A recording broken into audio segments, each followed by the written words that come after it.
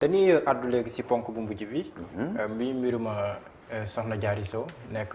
benn élève sénégalaise bu nekkoon fële sa lycée Louis le Grand nekk fa ñu toog ay diir boo xam te ni gisuñu ko ba tey gisuñu ko même bu nekkee yaakaar mi ngi ci am ci yenn xibaar yi ñu joxe mais d'une manière globale ban observation nga am ci mbiram. waaw observation bu ma ci mën a am moom mooy. En tout cas man lu ma dund ci suma pratique foofu mbir yu mel ni day faral di am peut-être duñ ko siwalee comme duñ koy siwalee souvent yoon foofu moom dafay nekk ci côté ki nga xam ne moom la ñuy naan dafa disparaître parce que dafa am ay protection déjà loi foofu dafa donc féewale ñaari situation mooy lu ñuy wax absence bi ak disparition absence bi moom mooy amuñu ay nouvelles kenn xamul parce que da nga waroon ñibbisi sa kër ñibbisewoo sa kër wala kenn xamul ci li nga nekk mais il faut que mu am benn diir pour ñu considérer que yow tu es disparu et que disparition boobu foog ñu constater ko léegi ci mbirum Diary bi mën nañu jàpp ni pour l'instant absence la mën na nekk absence bu volontaire bu nekkee absence bu volontaire aussi kooku déclaration des droits de l'homme daf ko aar parce que dañuy sàmm lu ñuy wax sa vie privée maanaam Sénégal peut-être di nga dégg des fois ñu ñëw ñu ne fekk dañ la ci tel bërëb wala noonu tout ça mais foofu mën nañu ñëw xool xam ne yaa ngi ci jàmm ñu laaj est-ce que bëgg nga ñu fësal boo ne bëggoo ñu fësal amuñu droit fësal fa lay coow li di yem donc yooyu yëpp ay cas de figure la mais lu ci mënti am effectivement mooy bu dee autorités yi def nañ seen enquête ba gis nañ lu dal seen xel foog coow li nag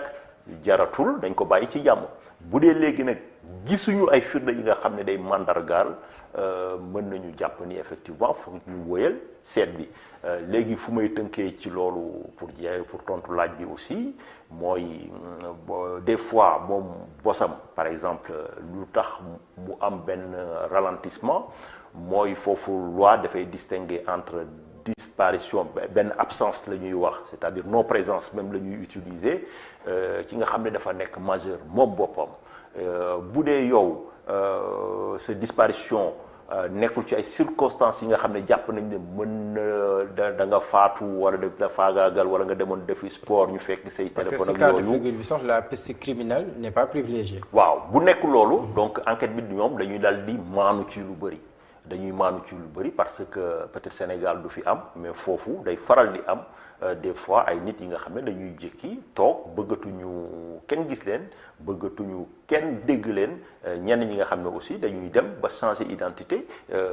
commencer beneen dundin parce que soit dañu am problème administratif dañu am problème ak justice wala dañu am problème mu xaalis wala dañu am yeneen problème wala seen choix personnel la dañ ko def parce que jàpp nañ ne saytu nañ seen dundin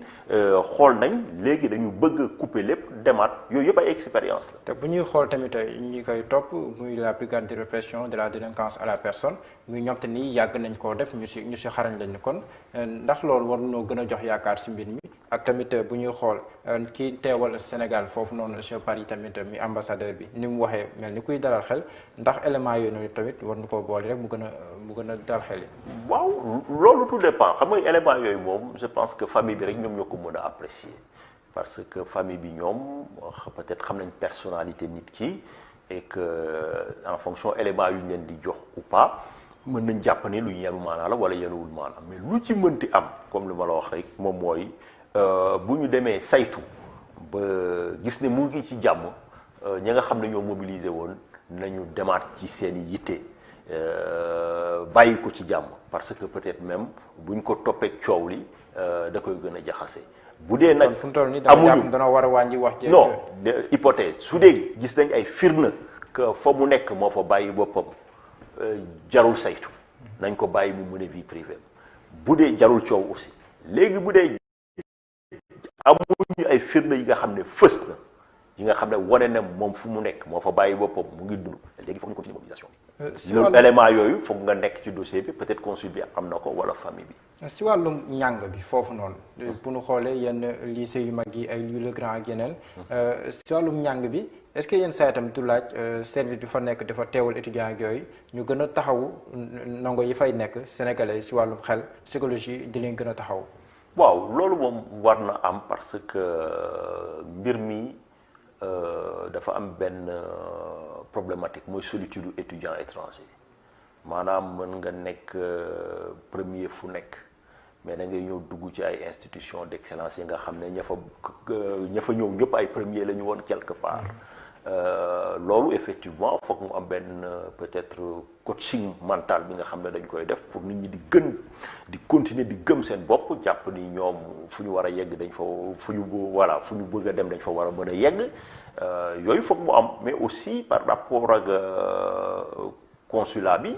peut-être foog ñu jéem a xool effectivement nan la ñuy jéem a gën a dooleel accompagnement psychosocial u étudiants yi ba nit effectivement ki nga xam ne day dundi yenn jafe-jafe yi peut-être dina war a am ay assistantes sociales yi nga xam ne mën nañ ko dalal garantie confidentialité et puis accompagner ko aussi pour mu mën a weesu en tout cas ay gàllankoor mais souvent la plupart du temps effectivement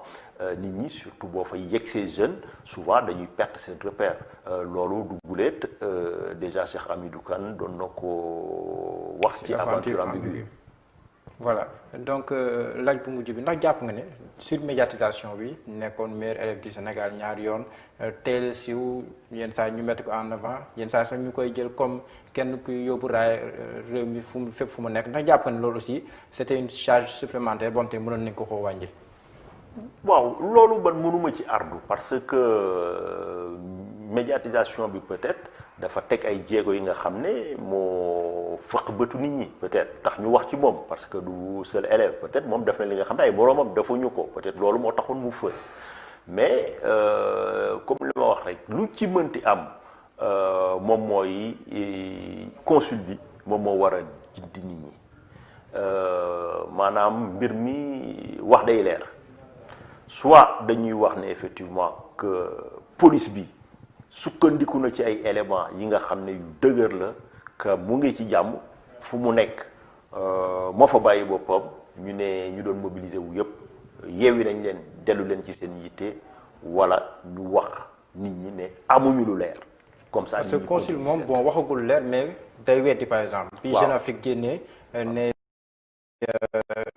wax fugue dañoo génn weddi ne pas majeur la war ñu wax fugue départ volontaire non. disparition volontaire yooyu ñu weddi ne ba léegi yëpp du ñuy yóbbu fenn. xam nga ay magum jëmm lañ aussi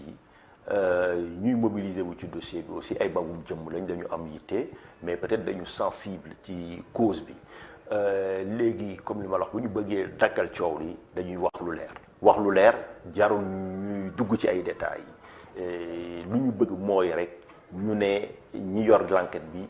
teg nañ ay firnde yu wóor que mu ngi ci jàmm fu mu nekk moo fa bàyyi boppam bu ko kenn seetati comme ça coow li jeex. bu ñu bëggee mu jeex wala ñu ne ñu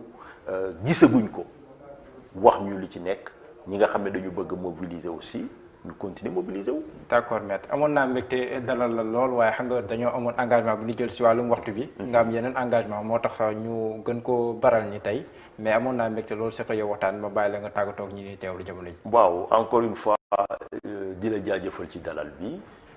di jaajëfal aussi internautes yi nga xam ne ñoo ñu suivi si midi yi di yaakaar ne aussi que peut-être am na lu ñu fort ci waxtaan bi et que indi na solo ci ñoom. d'accord maître Abdoulaye Tine may fàttali ne yaay jiital parti bi di Union sociale libérale ñu amoon mbégte lool dalal la pour la première fois fii nii si tolluwaay